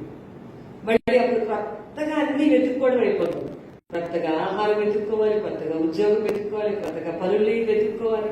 దేవుడిని ప్రేమిస్తా ఉంటే దేవుడు ఎందుకు ఇలా చేశాడన్న, అసలు దేవుడు నేను ఎంత గొప్పగా సేవించాను, దేవుడి సేవకి నేను అలా చూశాను, ఎలా చూశాను, ఎంత గొప్పగా నేను చేసినా సరే ఆ దేవుడు నన్ను దేశం వెళ్ళిపోయేలాగా చేశాడు అనుకోకుండా ఆమె దేవుని ప్రేమిస్తూనే ఉంది, దేవుని ఆజ్ఞలు కైకొడుతూనే ఉంది. దేవుని స్తోత్రం, హల్లెలూయా. దేవుడు ఎందుకు అలా చేశాడేంటి, ఇలా చేశాడేంటి, ఇక్కడే ఉండొచ్చు కదా, ఇవన్నీ వేసుకుని వెళ్ళడం ఎంత కష్టం. మళ్ళీ అక్కడ ఎలా ఉద్యోగం చూసుకోవాలి, ఏం పనులు చూసుకోవాలి, అక్కడికి వెళ్ళిపోయాము, ఎంత బాధ అన్నమాట, చాలా బాధ ఉంటుంది. అయితే ఆమె 7 సంవత్సరాల పాటు అక్కడనే ఫిలిష్తీయుల దేశంలోకి వెళ్ళిపోయాక సరిపడి, అంటే దేశం విడిచి వెళ్ళవలసినంత భయంకరమైన కష్టం ఆ ఇంట్లోకి వచ్చింది. కష్టంతో వెళ్ళారు, సంతోషంతో కాదు వాళ్ళు వెళ్ళింది. కరువు ఉండటం వల్ల వీళ్ళు షిఫ్ట్ అయిపోయారు. ఏ ఇంటికి వచ్చింది దెబ్బ, ఇది కూడా దేవుడు ప్రేమించిన ఇంట్లోకి వచ్చింది. మనం చూడండి, చాలాసార్లు ఎలా ఉంటుందంటే చిన్న చిన్న ప్రాబ్లమ్స్ కూడా, చిన్న చిన్న విషయాలు కూడా మనం వెంటనే స్లిప్ అయిపోతాం. నోరు స్లిప్ అయిపోతుంది, ఎవరికైనా దేవుడి మీద, తర్వాత బిహేవియర్ కూడా స్లిప్ అయిపోతా ఉంటాం. దేవుడు ఎందుకు ఇలా చేస్తాడు, దేవుడు ఎందుకు ఇలా పరీక్ష పెట్టాడు, దేవుడు ఎందుకు ఇస్తాడు. అసలు ఆమె ఆ మాట ఓడింది అసలు బైబిల్లో తను వాడకుండా ఇంకా స్టిల్ దేవుడిని ప్రేమిస్తానే ఉంది. మరణం, పిల్లలు లేదు, దేవుడిని ప్రేమిస్తానే ఉంది. మరణం ఇంట్లో మరణం వచ్చింది, దేవుడిని ప్రేమిస్తానే ఉంది. మళ్ళీ ఇంకో వచ్చింది, కరువు వచ్చింది, అయినా దేవుడిని ప్రేమిస్తానే ఉంది. ఇంకేమొచ్చింది, దేశాన్ని విడిచిపెట్టాల్సిన పరిస్థితి వచ్చింది, అయినా దేవుడిని మాత్రం విడిచిపెట్టలేదు. దేవుడిని ఆమె ప్రేమిస్తూనే. మళ్ళీ ఇంకా ఏం జరిగిందంటే 2వ వచనం చూడండి, ఆ స్త్రీ లేచి దైవజనుడిని మార్చన చేసి అన్ని వారిని తోడుకొని ఫిలిష్తీయుల దేశానికి పోయి 7 సంవత్సరాలు అక్కడ వాసం చేశారు. చూడండి, 2వ అధ్యాయంలో 3వ వచనం, ఆ 7 సంవత్సరాలు గతించిన తరువాత ఆ స్త్రీ ఫిలిష్తీయుల దేశంలో నుండి వచ్చి తన ఇంటిని గుచ్చి భూమిని గుచ్చి మనవి చేయటికే రాజునంతకి పోయాను. ఇంకో కష్టం వచ్చింది, కరువుతో దేశాన్ని విడిచిపెట్టేసి వెళ్ళిపోయింది. 7 సంవత్సరాల పాటే ఉండాలని చెప్పాడు కదా ఎలీషా, ఆ మాటలు బాగా గుర్తుపెట్టుకుంది. 7 సంవత్సరాల పాటు ఆ విషయాన్ని గుర్తుపెట్టుకుంది. ఏం గుర్తుపెట్టుకుంది? 1 సంవత్సరం అయిపోయింది. దేవుడు ఇంకా 6 సంవత్సరాలు ఆ ఫిలిస్టియన్ దేశంలో ఉండమన్నాడు. 6 సంవత్సరాలు ఉంది. ఇంకొక సంవత్సరం అయిపోయింది. ఇంకా 5 సంవత్సరాలు? 5 సంవత్సరాలు ఉంది. ఇంకొక సంవత్సరం. ఇట్లా లెక్క పెట్టుకొని 7 సంవత్సరాలు అవగానే తన సొంత దేశానికి వచ్చేసింది. మనం అసలు మర్చిపోతుంటామండి చాలా విషయాలు. దేవుడు ఇచ్చిన వాగ్దానాన్ని మర్చిపోతా ఉంటాం కదండి. 2వ రాజుల గ్రంథంలో ఆమె లైఫ్ లో నుంచే చెప్తున్నాను. 7వ అధ్యాయంలో 7వ అధ్యాయంలో 8వ వచనాన్ని 8వ అధ్యాయంలో 3వ వచనం చదివాను. 8వ అధ్యాయం 3వ వచనం.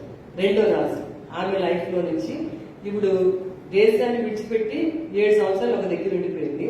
అన్ని లెక్క పెట్టుకుంది. ఇప్పటికి దేవుడు నన్ను 7 సంవత్సరాలు ఆ దేశంలో ఉండమన్నాడు. 7 సంవత్సరాలు అయిపోయింది కదా, కాబట్టి నెక్స్ట్ నన్ను నా దేశానికి వెళ్ళిపోమని చెప్పారు ఎలీషా గారు. ఆ రోజు 7 సంవత్సరాలు అయిపోయింది కాబట్టి మళ్ళా నేను నా దేశానికి వస్తానని ఆ విశ్వాసంతో, నమ్మకంతో దేవుని ఆజ్ఞను పాటించి, అమ్మయ్య ఫిలిష్తీయుల దేశానికి వెళ్ళిపోయాను, బాగానే సెటిల్ అయిపోయావులే, 7 సంవత్సరాలు ఏమైందిలే, జీవితకాలం అంతా ఇంకా దేశంలో సెటిల్ అయిపోతామని అనుకోకుండా లెక్క పెట్టి అన్య దేశంలో ఉండను నేను. ఎలీషా చెప్పినట్టుగా 7 సంవత్సరాల తర్వాత వచ్చేయమని చెప్పాడు ఆయన. అందుకే నేను వెళ్ళిపోతాను అనుకుని మళ్ళా సొంత దేశానికి. ఈరోజు మనం చక్కగా దేవుడు ఇచ్చిన వాగ్దానాన్ని గుర్తుపెట్టుకోవాలి, దేవుడు చెప్పిన మాటలు గుర్తుపెట్టుకోవాలి, దేవుని వాక్యాన్ని మనసులో పెట్టాలండి. ఎందుకంటే పాపము చేయకుండా ఉండునట్లుగా దేవుని వాక్యం మన హృదయంలో ఉండాలి. దేవుని వాక్యము జ్ఞానాన్ని ఇస్తుంది. దేవుని వాక్యం మనకి వివేకమైనటువంటి హృదయాన్ని ఇస్తుంది. వివేకం కావాలంటే డబ్బులు పెట్టి కొనుక్కోవడానికి అక్కడే దొరకదండి. జ్ఞానం కావాలంటే డబ్బులు పెడితే దొరుకుతుంది అనుకోకండి. వాక్యాన్ని ధ్యానిస్తూ ఉంటే, చదువుతూ ఉంటే చక్కటి జ్ఞానము, వివేకము మన హృదయానికి కలుగుతూ ఉంటాయి. సామెతలు 1వ అధ్యాయం అంతా అదే మాట రాసుకొచ్చారు. నేను జ్ఞానము, వివేక సల్లాపాలు గ్రహించడానికి మాటలు గుర్తుపెట్టుకుని 7 సంవత్సరాలు గుర్తుపెట్టు కదండి. ఎంత బాగా జ్ఞాపకం పెట్టుకుందండి. ఈరోజు దేవుని మాటల్ని, దేవుని సేవకులు చెప్పిన వాక్యాన్ని, లేకపోతే నువ్వు చదివిన వాక్యాన్ని చక్కగా దేవుని మాటల్ని జ్ఞాపకంలో ఉంచుకోవాలి. దేవుడు హోషేయ గ్రంథంలో ఏమన్నాడంటే, నేను నా ప్రజలకి ధర్మశాస్త్ర గ్రంథాన్ని ఇస్తే వాళ్ళు అది మాకు సంబంధించింది కాదని విడిచిపెట్టేశారు. ఆ ధర్మశాస్త్ర గ్రంథాన్ని అన్యమైన దానికే ఎంచారన్నాడు దేవుడు. కాబట్టి ఈ పరిశుద్ధ గ్రంథంలో మాటల్ని అన్యమైన గ్రంథంగా మార్చకూడదు. మనం నేర్చుకోవాలి. మన పిల్లలకు కూడా చక్కగా ఈ మాటలు బాగా చదివించాలి. ఈరోజు 137వ కీర్తన చదివాను. దానికి చక్కటి మాట రాస్తుంది. మన జీవితంలో అన్నిటికంటే ఎక్కువగా యెరూషలేముని ఎంచుకోవాలని రాస్తుంది. ఇప్పుడు మన దేవుడి సన్నిధికి రావాలి అనే కాన్సెప్ట్ ఉందనుకోండి, నువ్వు ఎలా వస్తావో తెలుసా? అన్నిటికంటే ఎక్కువగా, అందరికంటే ఎక్కువగా యెరూషలేమే నీకు ఎక్కువ. అంటే యెరూషలేం అంటే దేవుని యొక్క సన్నిధి నీకు ఎక్కువ. అంటే ఎక్కువగా ఎంచాలి. కాబట్టి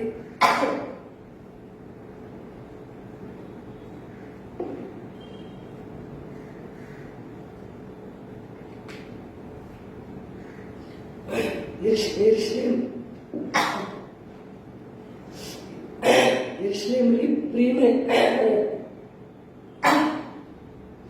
ప్రియమైనటువంటి వారంగా మనం ఎంచే వారంగా ఉండాలి.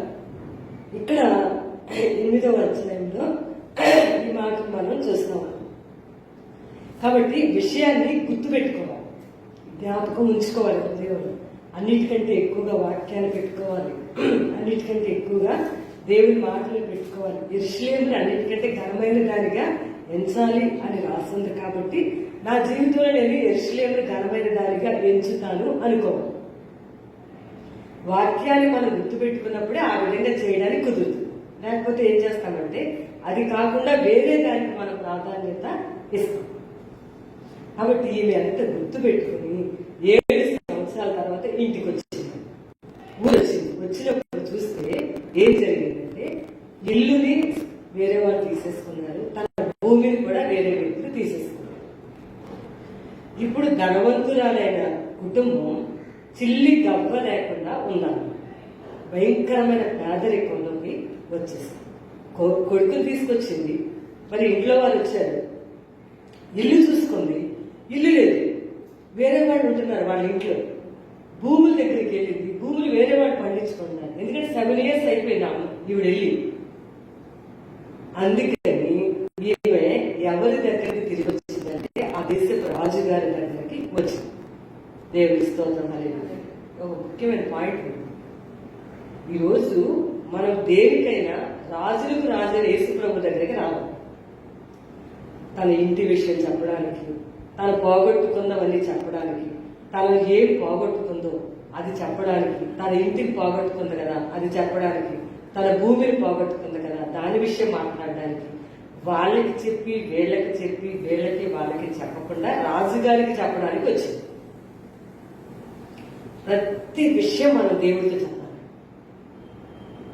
బాగా గుర్తుపెట్టుకో, ప్రతి విషయాన్ని అత్తకాయ తనంలాగా పని చేయకూడదు. నేను చాలాసార్లు ఒక ఎగ్జాంపుల్ చెప్తా ఉంటాను. ఒక ఇంట్లో ఒక స్త్రీ నివాసం చేస్తా ఉంది. ఆ చుట్టుప్రక్కల ఓపెన్ ప్లేస్ ఎక్కువ అన్నమాట, ఖాళీ స్థలం ఉంది. ఆ ఖాళీ స్థలంలో పిల్లలు ఆటలాడుకుంటా ఉంటారు. మన ఊరిలో కూడా చూస్తూ ఉంటాం, ఖాళీ స్థలంలో పిల్లలందరూ చేరి ఆటలాడతారు. ఆ దగ్గరలో ఒక ఇల్లు ఉంటే ఆ ఇంట్లో ఒక ఆమె నివసిస్తాము. ఆ ఇంటికి ఒక బంధువు వచ్చాడు ఒక రోజు. ఎంతసేపు తలుపు కొట్టినా ఆమె తలుపు తీయరా. ఇక ఆలోచించాడు, వేరే ఊరి నుంచి వచ్చాడు, వెళ్ళలేడు కాబట్టి ఈమె కోసమే వచ్చాడు ఆయన. తలుపు ఇంకా కొట్టి కొట్టి కొడతానే ఉన్నాడు, ఆపలేదు అన్నమాట. ఈసారి ముందురా కొట్టాడు, ఆగాడు, మళ్ళీ కొట్టాడు, ఆగాడు. ఆమె ఏమైనా పనిలో ఉందేమో అని ఆగాడు. తలుపు తీయట్లేదు. టప్పా టప్పా కొడితే అప్పుడు వచ్చి ఆమె తలుపు తీసి లోపలికి వచ్చి కూర్చున్న తర్వాత అప్పుడు అడిగాడు, అమ్మా చాలాసార్లు తలుపు కొట్టాను, ఎందుకు తలుపు తీయలేదంటే అప్పుడు ఒక మాట చెప్పిందమ్మా. ఏం చెప్పిందంటే, ఇక్కడ ఆడుకునే పిల్లలు ఉన్నారండి, వాళ్ళకి ఏం తొయ్యదు. ఆటలాడుకునేటప్పుడు వచ్చి నా బొమ్మ ఇలా పడతారు, మళ్ళీ పారిపోతా ఉంటారు. మళ్ళీ కాసేపు అయితే ఇంకో పిల్లాడు వస్తాడు, మళ్ళీ ఇలా పడతాడు, మళ్ళీ వెళ్ళి పారిపోతున్నాడు. వాళ్ళు ఆ పిల్లలు కదండి, ఆటకాయతనంగా ఆటలాడుతున్నారు. ఆడుకున్నప్పుడల్లా నా ఇంటి తరపు కూడా కొట్టుకుంటూ ఆటలాడుకుంటుంటారు. అందుకని అలా కొట్టి ఆపేస్తే నేను తీయనండి, నా మనుషులైతే నేను తీసేదాకా కొడతాను, కాబట్టి మీరు చివరికి అలా కొట్టారు కదా అందుకని తలుపు తీశారు అని చెప్పింది. మన ప్రేయర్ కూడా ఎలా ఉంటుందంటే చెప్పి వదిలేస్తా ఉంటాం, అడిగి వదిలేస్తా ఉంటాం. ఈమె ఖచ్చితంగా ఒక కన్ఫర్మ్ గా రాజు దగ్గరికి వచ్చింది. తన సంగతి అంటే తేల్చుకుందాం. ఇల్లు పోయింది, భూమి పోయింది, ఇన్ని పోయింది, తనకి కావాలి. ఎవరిని సంప్రదించలేదండి. నాకు చాలా విచిత్రం వేసింది. ఎందుకంటే ఇవి బంధువులు ఉంటుంటారు కదా, ఖచ్చితంగా ఉంటారు ఆ ఊళ్ళో.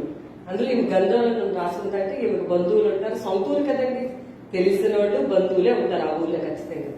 వాళ్ళు ఎవరిని కన్సల్ట్ చేయకుండా, వాళ్ళు ఎవరి మీద ఆధారపడకుండా, ఎవరి మీద ఆధారపడింది? దేవుడి మీద ఆధారపడి. దేవుని స్తోత్రం. ఈరోజు మన జీవితాల్లో ఏ విషయమైనా సరే ఈమె ఎలాగైతే రాజు దగ్గరికి వచ్చిందో అట్లా మనం దేవుని దగ్గరికి రావాలి. దేవుని దగ్గర ప్రార్థన చేసుకుని అడగాలి. విసుక్కోకుండా ఎడతెగక ప్రార్థన అనేది చేసుకుంటా ఉండాలి. అప్పుడే దేవుని కార్యాన్ని చూస్తాం. మనం ఒక్కొక్కసారి ప్రేయర్ చేస్తూ ఉంటాము, ఏం చేసాం కూడా మర్చిపోతాం. కొన్ని ప్రేయర్ పాయింట్స్ పెడతా ఉంటాము, ఆ తర్వాత పాయింట్స్ కూడా గుర్తుండవు మనకి. అలాంటి పరిస్థితుల్లో మనం ఉండకూడదు. ఈమె స్పెసిఫిక్ గా వచ్చిందనమాట. తను ఎందుకు వచ్చిందో తనకు బాగా తెలుసు. తన ఇల్లు లేదు, తన భూమి లేదు, అది కావాలి తనకు. అందుకే రాజుగారి దగ్గరకు వచ్చింది. ఈరోజు మనకి ఏ అవసరత ఉన్నా సరే, ఏ కష్టం ఉన్నా సరే, దేవుడి దగ్గరకు వచ్చి దేవుడి సన్నిధిలో మోకరించి కన్నీరు కాచి ప్రార్థన చేసుకుంటే దేవుడు తప్పనిసరిగా మనకు సహాయం అనేది చేస్తాడు. ఇంకెందుకు లేకపోతే పోయిన ఎవరొకరు తీసుకున్నారని వదలకుండా రాజుగారి దగ్గరికి వస్తుంటే అక్కడ ఒక పిక్చర్ జరుగుతూ ఉంటుంది. అక్కడ ఒక విషయం జరుగుతుంది. అక్కడ సింహాసనం మీద రాజు కూర్చున్నాడు, ఎదురుకుంటే గెహజీ ఉన్నాడు. బహుశా ఆ రాజు యెహూ అనే రాజు అయి ఉండొచ్చు, ఎందుకంటే ఇక్కడ పేరు రాయలేదు. యెహూ అన్య దేవతారాధన వేరే ఈ రాజు అన్ని దేవతల్ని పూజించిన రాజు గెహజీ అడుగుతున్నాడు. ఎలీషా అనే అతను చాలా గొప్ప కార్యాలు చేశాడంటే తన గెహజీ ఆ ఎలీషాతో పాటు కూడా తిరిగేవాడు కదా, అతను ఏమేమి కార్యాలు చేశాడు ఏదో ఒకసారి చెప్పని అడుగుతున్నాడు. ఎందుకు అడుగుంటాడు ఏమంటాడంటే తన సేనాధిపతికి కూడా ఒక అద్భుతం జరిగింది. ఎవరికి? అక్కడ 5వ అధ్యాయంలో కుష్టి వ్యాధితో బాధపడతా ఉంటే ఉన్న కుష్టి అంతా కూడా పోయింది. ఆ విషయం రాజుకు బాగా తెలుసు. ఇతనికి ఈ దేవుని గురించినటువంటి ఆలోచన లేదు, కానీ ఇతనికి నయమానికి రోగం తగ్గిన విషయం తెలుసు బాగా. అందుకని తనకి ఇంట్రెస్ట్ వచ్చింది అన్నమాట. గెహజీ, ఎలీషాని ఆయనతో పాటు తిరిగేవాడు కదా, నువ్వు ఏమైనా అతను చేసిన విషయాలు ఏమైనా ఉంటే నాకు చెప్పు అని రాజు సింహాసనం మీద కూర్చుని గెహజీ ఎదురుగా అడుగుతున్నాడు. అప్పుడు గెహజీ అన్నాడు, రాజా మరి చాలా గొప్ప కార్యాలు చేశాడండి ఆయన. వాళ్ళ గురువు గారేమో కొన్ని చేస్తే ఇతను డబ్బులు చేశాడు, చాలా అద్భుతాలు చేశాడండి అన్నాడు గెహజీ. ఏది ఒక చెప్పమంటే ఏం చేశాడంటేనండి, చచ్చిపోయాడండి ఒక అబ్బాయి. మరి ఆ అబ్బాయి పుడతాడని కూడా ఈయనే చెప్పాడు. ఆయన చెప్పినట్టుగా పుట్టాడు కొడుకు. పుట్టిన తర్వాత ఆ పిల్లడు చనిపోయాడండి. నేను నా కళ్ళతో నిలిచాడు చచ్చిపోయిన అబ్బాయిని ఇట్లా బతికించాడండి ఆయన అని చెప్తా ఉన్నాడు. ఈ సీన్ జరుగుతా ఉంది లోపల. కరెక్ట్ గా శూన్యం స్త్రీ తన కొడుకుని తీసుకుని లోపలికి వచ్చింది. దేవుని ప్రేమించే వారికి సమస్తమును సమకూడి మేలుకరంగా జరుగుతాయి. ఈమెకు వచ్చిన ఆపదలన్నింటిలో కూడా దేవుడు ప్రేమిస్తానే ఉంది. మేము దేవుడిని ప్రేమించే యేసు ప్రభువుని నమ్ముకున్నాం, ఏ కష్టమో ఉండదని చెప్పాడు దేవుడు అని బైబిల్లో ఎక్కడ రాసలేదు. వాటన్నిటిలో నుంచి తప్పిస్తానన్నాడు. నువ్వు నమ్మకంగా నిలవబడితే, నువ్వు నమ్మకంగా సేవిస్తా ఉంటే, వెంబడిస్తా ఉంటే, నువ్వు ఆగిపోకుండా సాగిపోతా ఉంటే ఆయన కల్పించిన ప్రతిదీ నీకు మేలు చేస్తాడు. ఆయన నువ్వు మధ్యలో డ్రాప్ అయిపోతే డ్రాప్. ఎంత పిక్చర్ ఎంత బాగుంటుందంటే, గెహజీ చెప్తున్నాడు, ఒక అబ్బాయి వేసాడండి, చచ్చిపోయిన అబ్బాయి నన్నేదో నేను వెళ్ళి ఏదో చేయకపోయారు, నేను వెళ్తే నా వల్ల ఏం అవ్వలేదండి. ఎలీషా గారు వచ్చారు, ఆయన వచ్చి లోపలికి వెళ్ళి ప్రార్థన చేశాడంటే అంతే ఆ పిల్లడు బతికిపోయాడు అంటే కరెక్ట్ గా ఈమె తన కొడుకు చేపట్టుకుని ముందు అలా వచ్చిందన్నమాట. రాజా నేను చెప్తున్నాను కదా, ఇది ఈ అబ్బాయి, ఈ స్త్రీ కొడుకి, ఈ అమ్మాయి తాలూకా కొడుకి అంటే ఎంత దేవుడి ప్రణాళికలు ఎంత గొప్పగా ఉంటాయండి. అంటే దేవుడు ప్రేమిస్తుంది కాబట్టి, దేవుడు సేవిస్తుంది కాబట్టి తనకి మేలుకరంగా దేవుడు చేశాడు. ఈ అమ్మాయి టాపిక్, ఈ స్త్రీ టాపిక్ మాట్లాడుతూ ఉంటుంటే ఈ స్త్రీ లోపలికి వెళ్ళి ఈ స్త్రీ గురించే చెప్తున్నాడు గెహజీ రాజుకి. ఏమంటే గెహజీ రికమెండ్ చేస్తే పని అవ్వకుండా ఎలా ఉంటుంది? ఈమెనండి చాలా దైవభక్తి ఎక్కువ ఈవిడికి, ఈవిడ ప్రతిదీ కూడా ఎలీషా గారు ఏం చెప్తే అదే చేస్తుంది, దేవుడు అంటే చాలా ప్రేమ అండి, ఈవిడికి చాలా కష్టాలు వచ్చాయి, ఈవిడ మరి ఎన్ని కష్టాలు వచ్చినా దేవుడు మాత్రం విడిచిపెట్టలేదండి. ఇవన్నీ కూడా ఈ స్త్రీ గురించి చెప్తున్నాడు. అన్ని కరెక్ట్ గా ఆవిడ ఎదుగుడ ప్రత్యక్షమయ్యేటప్పటికి వెంటనే రాజా ఈమె నేను ఇప్పుడు చెప్తున్నాను అన్నాడు. ఎంత బాగుంటుంది చూడండి ఆ వచనం. 5వ వచనం. అతడు ఒక మృతునికి ప్రాణము తిరిగి రప్పించిన సంగతి వాడు రాజులకు తెలియచెప్పుచుండగా అని ఇక్కడ చెప్తూ ఉన్నాడు. ఎలీషా బ్రతికించిన బిడ్డ తల్లి తన ఇంటిని గుచ్చి భూమిని గుచ్చి రాజుతో మనవి చేయవచ్చును. అంతటి గెహజీ, నా ఏలినవాడమైన రాజా, ఆ స్త్రీ ఇదే, మరి ఎలీషా తిరిగి బ్రతికించిన ఈమె బిడ్డ వీడే అని చెప్పాడు.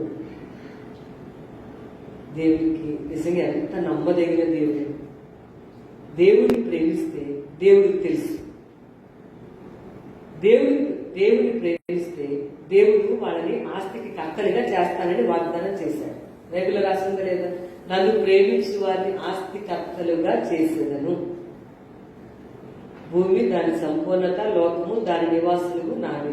ఆర్థిక పరమైన కరువు వచ్చినా ఆయనే చూస్తాడు, ఆత్మీయమైన కరువు వచ్చినా నీకు ఆసక్తి ఉంటే మళ్ళీ నేను మళ్ళా నువ్వు లేవచ్చు. అయిపోయింది నా జీవితం, భక్తి చేయలేకపోతున్నాను, ప్రార్థన చేయలేకపోతున్నాను, వాక్యం చదువుకోలేకపోతున్నాను, బాధపడకూడదు, లేవాలి, మళ్ళీ స్టార్ట్ చేయాలి, మళ్ళీ ప్రార్థన చేసుకోవాలి, బైబిల్ చదువుకోవాలి. మీరు ఎప్పుడైనా బొద్దింక పంటలు చూసారు కింద, కపామరి కింద పడతాం, అది వెలకిలా పడింది అనుకోండి, అది మళ్ళీ మామూలు పొజిషన్ లోకి రావడానికి దానికి చాలా టైం పట్టేస్తుంది.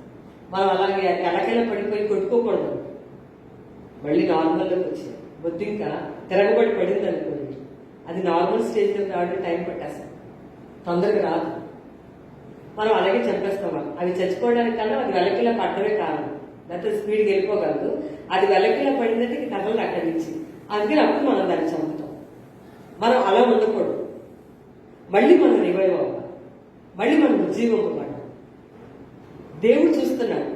నువ్వు దేవుడిని ప్రేమిస్తున్నావో సేవిస్తున్నావో లేదో దేవుడు చూస్తున్నాడు. దేవుడు ప్రేమిస్తే నువ్వు నీకు సమస్తము సమకూడి కరువా అది మేలు కొరకే చేస్తాడు. ఇబ్బంది వచ్చిందా అది కూడా మేలు, కష్టం వచ్చింది అది కూడా మేలు, డబ్బులు లేవా అది కూడా నీకు మేలు, అనారోగ్యం వచ్చింది అది కూడా నీకు మేలు. ఈమె రాజా, ఈ స్త్రీయే, నేను చెప్పిన పిల్లాడు ఈ పిల్లాడే అని చెప్పగానే రాజుగారు ఎంత చక్కటి పనులు చేశారు. అసలు ఆ రాజుకి దేవుని భయం లేదు, అసలు ఏముండదండి. అలాంటి రాజు ఈ అధ్యాయంలో ఉన్న రాజు ఒక అధికారిని నియమించి ఆఫీసర్ని పిలిచి ఈమె తాలూకా ఇల్లు, ఈమె భూములు, 7 సంవత్సరాల పంట మొత్తం క్యాలిక్యులేట్ చేసి అన్ని ఈమెకు అప్పచెప్పేసి ఏమి ఈవిడ కొంచెమైనా నష్టపోకూడదు. ఈమె పోగొట్టుకున్నవన్నీ మరలా తిరిగి ఇచ్చేది. 7 సంవత్సరాలు లేదని చెప్పింది స్త్రీ. 7 సంవత్సరాలు ఎంత పంట వచ్చిందో ఆ పంట అంతా లెక్కని ఆమె అప్పచెప్పేది అని చెప్పి మొత్తం అంతా ఒక అధికారి నియమించి ఆ పంట, భూమి, ఆ ఇల్లు తిరిగి మొత్తం అంతా రాజుగారు అన్యుడైన అసలు దైవ భయమే లేని ఒక రాజు ఆ పనిని చేయించాడు. ఆమె ఆ విధంగా ఈరోజు దేవుడు ప్రేమించే వాళ్ళ కుటుంబాలు, గృహాలలో, జీవితాలు అనేక రకాల విషయాలు కావచ్చు. నీతిమంతులు కలిగి అనేకమైనవిగా ఉండొచ్చు. కానీ నీవు ఆయన ప్రేమించేవారు అంటే ఆయన ఆజ్ఞలు గైకొనేవారు ఏ పరిస్థితుల్లో ఉన్నా విడిచిపెట్టకుండా సేవిస్తా ఉంటే కరువు, ఖడ్గము, ఇబ్బంది, ఇరుకు, ఆస్తి లేకపోవడం, ఆరోగ్యం లేకపోవడం అన్నిటినీ దేవుడు సమకూర్చి మేలుగా, దేవుడు అన్నింటినీ కూడా మేలుకరంగా మార్చేస్తారు. చివరికి ఈమె ఆస్తికి కర్తగా మరలా ఈమె అయ్యింది. కాబట్టి ఈరోజు దేవుడు అంటారా, నిరాశపడద్దు. దేవుని ప్రేమిస్తున్నాం, మేము దేవుని సేవిస్తున్నాం, నమ్మకస్తులుగా జీవిస్తున్నాం అని మా జీవితాలు ఎందుకు మాకే ఇట్లా అయిందని నిరాశపడద్దు. విశ్వాసంతో ఉండండి. మరొక విషయం, ఒకవేళ తప్పిపోతున్నట్లయితే మళ్ళీ రివైవ్ అవ్వండి. మళ్ళీ గుర్తింకలాగా అట్లాగే కొట్టుకోవద్దు, వెనక తిరిగి మళ్ళా స్టార్ట్ చేయండి. దేవుడు మనల్ని ప్రేమిస్తే మనం అన్ని మేలుకరంగానే దేవుడు మారుస్తాడు, చేస్తాడు అని తెలియజేస్తూ నా మాటలు ముగిస్తూ ఉన్నాను. దేవుడి మాటలు దీవించుగాక.